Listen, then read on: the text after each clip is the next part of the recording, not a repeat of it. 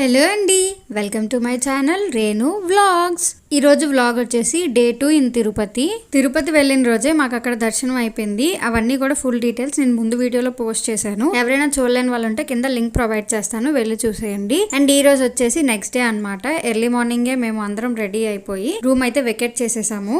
Room నుంచి బయటకు రాగానే మాకు గజేంద్రుడి దర్శనం అయింది. వెంటనే మా మమ్మీ మా నాన్నగారు వెళ్ళి ఆశీర్వాదం అయితే తీసుకున్నారు. ఈ రోజు కొండ దిగిపోయి కిందన కొన్ని టెంపుల్స్ ఉన్నాయి కదా, కాణిపాకం గోల్డెన్ టెంపుల్, ఇవన్నీ కూడా ఈ రోజు చూద్దామని అనుకుంటున్నాము.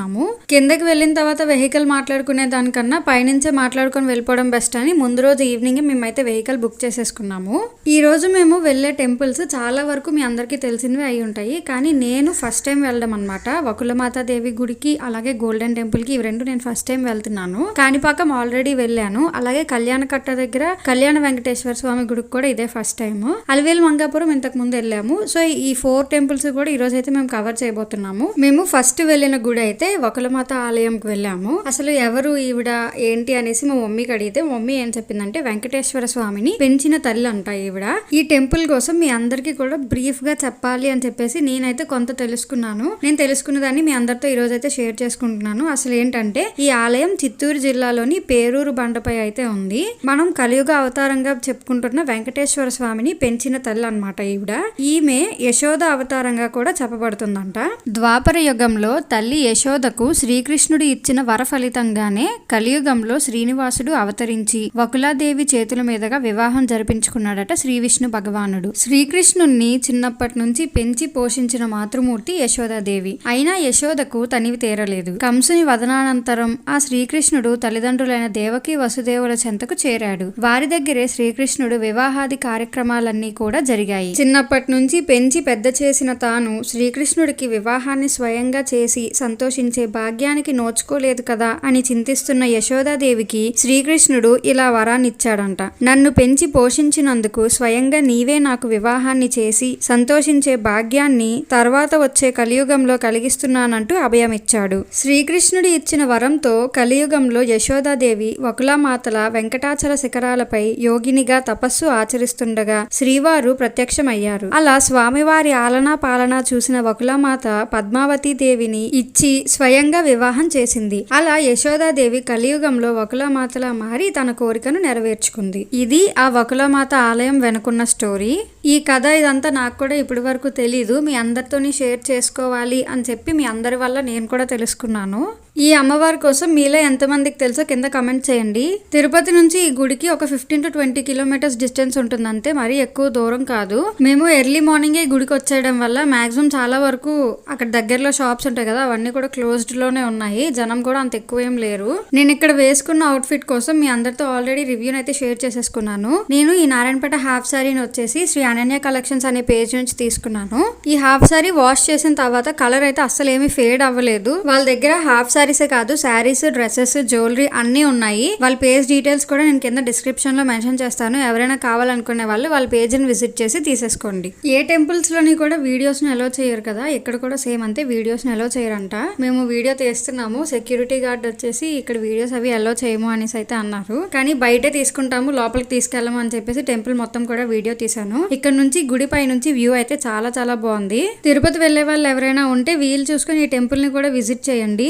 అమ్మవారి దర్శనం అయిపోయిన తర్వాత మేము నెక్స్ట్ కళ్యాణ కట్ట దగ్గరికి అయితే వెళ్తున్నాము, కళ్యాణ వెంకటేశ్వర స్వామిని దర్శించుకోవడానికి. ఆ గుడికి వెళ్లే లోపు టిఫిన్ చేద్దామని చెప్పి దారిలోనే హోటల్ శ్రీనివాస అని కనిపిస్తే అక్కడ ఆగాము. ముందు రోజు కొండ మీద మేము టిఫిన్ చేసాం కదా, అక్కడ మాకు టిఫిన్ అస్సలు నచ్చలేదు, కానీ తప్పక ఏదో తినాలని చెప్పేసి అయితే తిన్నాము. ఇక్కడ టిఫిన్ అయితే మాత్రం మాకు చాలా చాలా నచ్చింది. మీరు కూడా ఇటువైపు ఎవరైనా వెళ్లే వాళ్ళు ఉంటే ఇక్కడ ట్రై చేయండి. కళ్యాణ కట్టకి ఇక్కడికి ఒక 1.5 కిలోమీటర్ దూరం ఉంటుంది అంతే, పెద్ద డిస్టెన్స్ ఏమీ లేదు. మేము మాక్సిమం అన్ని గుళ్ళు కూడా త్వరగా దర్శనం చేసేసుకోవడానికి ట్రై చేసాము. ఎందుకంటే అదే రోజు నైట్ మాకు 11 o'clock కి ట్రైన్ ఉందన్నమాట, మళ్ళీ రిటర్న్ ట్రైన్ విజయవాడకి. సో ఎక్కువ టైము మళ్ళీ గుడుల దగ్గర ఉండిపోతే గోల్డెన్ టెంపుల్ లాస్ట్ లో పెట్టుకున్నాం కాబట్టి మళ్ళీ అక్కడ ఎక్కడైనా ఇరుక్కుపోతామని చెప్పి ఫాస్ట్ గా మేము దర్శనం చేసేసుకుని అయితే వచ్చేసాము. ఏ గుడి దగ్గర మాకు అసలు షాపింగ్ చేయడానికి కూడా టైం అస్సలు కుదరలేదు. వెళ్ళిన ఏ టెంపుల్ లోకి కూడా మాక్సిమం ఫోన్స్ అలో చేయలేదు, కానీ ఎలాగైనా రికార్డ్ చేయాలి అని చెప్పేసి అయితే ట్రై చేశాను. వెంకటేశుడా మూడు నామాల ముద్దు శ్రీనివాసుడా, నామాల వాడ వెంకటేశుడా మూడు నామాల దండాలయ్యా కోనేటి రాయడా కోటి కోటి దండాలయ్యా కోనేటి రాయడా కోరుకున్న వారి కొంగు బంగారు దేవుడా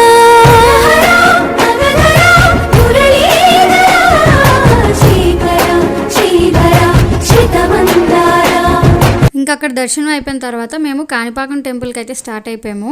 ఇక్కడైతే గుడి స్టార్టింగ్ నుంచే మనకి అటు ఇటు కూడా షాపులు అయితే స్టార్ట్ అయిపోయి మాక్సిమం ఇక్కడ అన్ని కూడా ఎక్కువ పూసల దండలే ఉన్నాయి. మేము కాణిపాకం వెళ్ళేసరికి టైం 11:30 అయ్యింది. అప్పటికే ఫ్రీ దర్శనాల లైన్ క్లోజ్ చేసేసారు. అడిగితే మళ్ళీ అది 1:32కే ఓపెన్ చేస్తామన్నారు. కానీ 100 రూపీస్ దర్శనం అయితే ఓపెన్ లోనే ఉంది అని చెప్పారు. అందరం కూడా 100 రూపీస్ టికెట్ తీసేసుకొని ఆ లైన్ లోకి వెళ్ళిపోయాము. 100 రూపీస్ లైన్ లో కూడా మేము జస్ట్ మిస్. మా తర్వాత ఇంకొక 3-4 మెంబర్స్ ని పంపించేసి ఆ డోర్ కూడా క్లోజ్ చేశారు. అప్పుడు మేము అనుకున్నాము ఈ రోజు ఎలాగైనా గోల్డెన్ టెంపుల్ కి వెళ్ళాలని మనకి రాసి పెట్టుంది అని చెప్పేసి. కాణిపాకం గుడి యొక్క స్టోరీ కూడా మీ అందరికీ తెలుసని అనుకుంటున్నాను. నాకు తెలిసింది మళ్ళీ మీతో షేర్ చేసుకుంటున్నాను. అదేంటంటే కాణిపాకం అని అంటే తడి భూమిలోకి ప్రవహిస్తున్న నీరు అని అర్థం అంట. ఈ స్టోరీ ఏంటంటే అసలు ఈ గుడి ఎలా వచ్చిందంటే ఒక చిన్న గ్రామంలోని అంగవైకల్యంతో ఉండే 3 బ్రదర్స్ అయితే ఉండేవారు. వారిలో ఒకరికి చెవి, ఇంకొకరికి నోరు, ఇంకొకరికి కళ్ళు పనిచేయవంట. వారు ఎప్పుడూ అంగవైకల్యంతో బాధపడకుండా కష్టపడి పనిచేసి ఒక భూమిని సాగు చేసుకుంటూ ఉండేవారంట. దగ్గరలో ఉన్న ఒక బావిలో వారి వ్యవసాయ పనులకు కావాల్సినంత నీరు నిత్యం కూడా వాడుకునేవారు. కానీ ఆ బావి క్రమంగా ఎండిపోవడంతో వారిలో ఒకరు దానిని తవ్వే ప్రయత్నం చేశారట. తవ్వడం మొదలుపెట్టిన కొంతసేపట్లోనే వారికి బావిలో ఏదో ఉందనిపించిందంట. ఇంకాస్త తవ్వేలోగా అక్కడి నుంచి రక్తం ఏరులై పారి బావి అంతటా నిండిపోయింది. ఆశ్చర్యపోయి చూసిన అన్నదమ్ములకి అందులో నుంచి ఒక వినాయకుడి విగ్రహం కనిపించిందంట. స్వయంగా అక్కడ వెలిసిన వినాయకుడు ఆ 3 అంగవైకల్యాన్ని తొలగించాడట. ఈ విషయం తెలిసిన గ్రామ ప్రజలందరూ ఆశ్చర్యపోయి దేవునికి పూజలు చేయడం మొదలుపెట్టారు. సుడిగాలి జలాల నుండి ఉద్భవించడం వల్ల దేవుడిని బయటకు తీయడం కష్టాసాధ్యం అయ్యింది. ప్రజలందరూ వినాయకుడు స్వయంగా వెలిశాడని స్వయంభూ వినాయక స్వామి అని అంటారు. క్రమంగా దేవుడికి ఆలయం నిర్మించి కాణిపాకం వినాయక స్వామిగా కొలవడం మొదలుపెట్టారు. ఇది ఈ ఆలయం యొక్క చరిత్ర. వినాయకుడి దర్శనం అయిపోయిన తర్వాత పక్కనే ఉన్న శివాలయంకి వెళ్ళాము. ఆ గుడిలోని వినాయకుడివి రకరకాల అవతారాలతోటి విగ్రహాలను ఏర్పాటు చేశారు. అలాగే శివుడిది, కుమారస్వామిది, ఇలా విగ్రహాలను అయితే అటు ఇటు 2 వైపులా కూడా ఏర్పాటు చేశారు.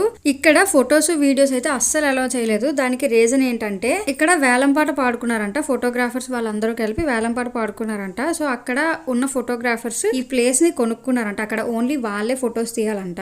ఇక్కడ ఇంత మంచి విగ్రహాలు ఇవన్నీ లొకేషన్ అది బాగున్నప్పుడు కన్ఫర్మ్ గా అందరూ ఫొటోస్ తీసుకోవడానికి ఇష్టపడతారు కదా. సో అక్కడ వాళ్ళు ఈ టెక్నిక్ యూజ్ చేశారు. కానీ వాళ్ళకి కనబడకుండా మాక్సిమం నేను వీడియో తీయడానికి ట్రై చేశాను.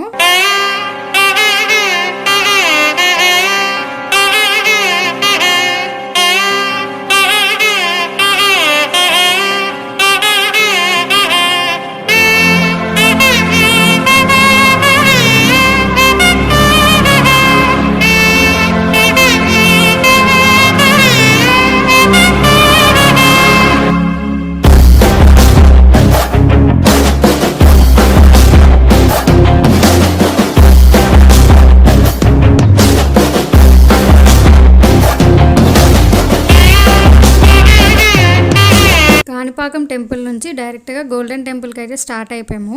మేము ఈ టెంపుల్ దగ్గరికి వచ్చేసరికి మధ్యాహ్నం 1 అయిపోయింది. మేము వెళ్ళిన టైంకే దర్శనాలు ఆపేశారు. మళ్ళీ తిరిగి 2:30కి దర్శనాలు అయితే స్టార్ట్ చేస్తారంట. ఆ రోజు మధ్యాహ్నం భోజనం అయితే మేము గోల్డెన్ టెంపుల్ దగ్గర అన్నప్రసాదం అయితే తీసుకున్నాము. ఇక్కడ భోజనం కూడా చాలా బాగుంది. భోజనం అయిపోయిన తర్వాత బయటకు వస్తుంటే అక్కడ అన్నదానంకి విరాళాలు తీసుకుంటున్నారు.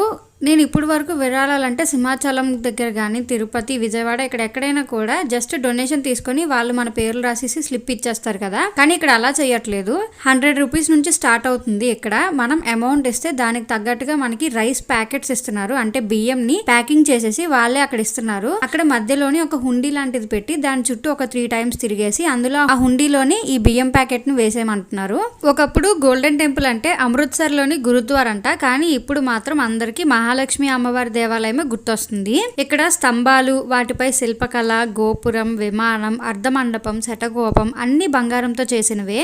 ఆలయాన్ని చేరుకోవాలంటే 1.5 కిలోమీటర్ల దూరంలో ఉన్న నక్షత్రపు ఆకారంలోని మార్గం నుండి వెళ్ళాలి. ఈ మార్గం పొడవున 2 వైపులా కూడా గోడల మీద భగవద్గీత, ఖురాన్, బైబిల్లోని ప్రవచనాలను రాశారు. ఆలయ ప్రాంగణంలోకి ప్రవేశించగానే ప్రత్యేక మండపం, కృత్రిమ ఫౌంటైన్లు మనందరినీ ఎంతగానో ఆకర్షిస్తాయి. మండపం కుడివైపు నుంచి నుంచి ఆలయం లోపలికి వెళ్లి ఎడమ వైపు నుంచి బయటకు వచ్చేలా ఏర్పాటు చేశారు. ఈ ఆలయం నిర్మించడానికి వెనుకున్న వ్యక్తి శక్తి అమ్మ. ఆయన అసలు పేరు సతీష్ కుమార్. ఈ ఆలయం 100 ఎకరాల విస్తీర్ణంలో 1500 కిలోల బంగారంతో తయారు చేశారు. అమ్మవారికి ఎదురుగా ద్వారంలోని 7 ద్వారాలు అయితే ఏర్పాటు చేశారు. కానీ అందులోని మన భక్తులు ఎవరికి కూడా ప్రవేశం లేదంట. ఓన్లీ అతను ఎవరైతే ఆ శక్తి అమ్మ ఉన్నారో ఆయన ఒక్కరే అందులో నుంచి వెళ్తారంట.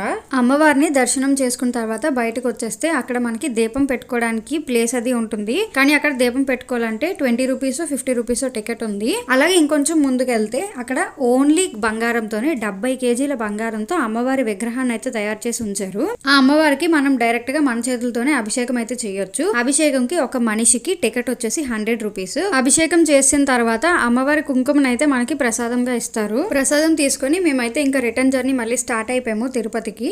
ఇక్కడ నుంచి ఇప్పుడు నెక్స్ట్ మేము అలివేల్ మంగాపురం వెళ్తున్నాము అమ్మవారి గుడికి. మేము ఆ గుడికి వెళ్లేసరికి టైం 7:30 అయ్యింది. కరెక్ట్ గా అదే టైం కి అక్కడ దర్శనాలు ఆపేశారు. ఈ రోజు ప్రతి గుడి దగ్గర కూడా టెన్షన్ గానే అయ్యింది. ట్రైన్ వచ్చే టైంకి మేము రైల్వే స్టేషన్ కి వెళ్తామా లేదా అనుకుంటూనే వెళ్ళాము.